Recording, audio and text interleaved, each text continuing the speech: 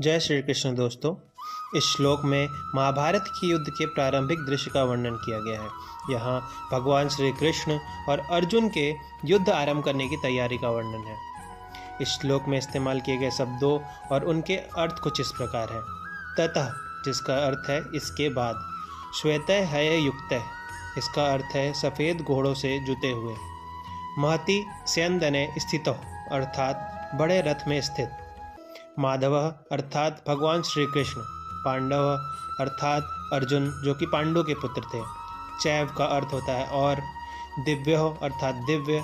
शंख का अर्थ होता है शंख और प्रद्धमतु अर्थात बजाएं।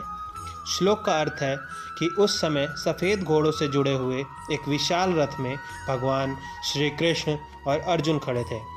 उन्होंने अपने दिव्य शंखों को बजाया।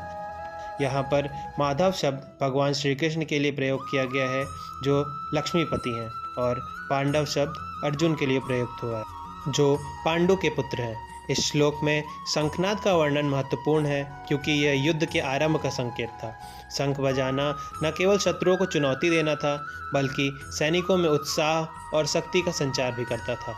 श्री कृष्ण और अर्जुन द्वारा दिव्य शंखों को बजाना दर्शाता है कि इस युद्ध में दिव्य शक्तियाँ और आत्मिक उन्नति दोनों महत्वपूर्ण भूमिका निभाएंगी। युद्ध की यह शुरुआत न केवल एक भौतिक संघर्ष थी बल्कि यह धर्म और अधर्म के बीच के महान संघर्ष का प्रतीक भी थी।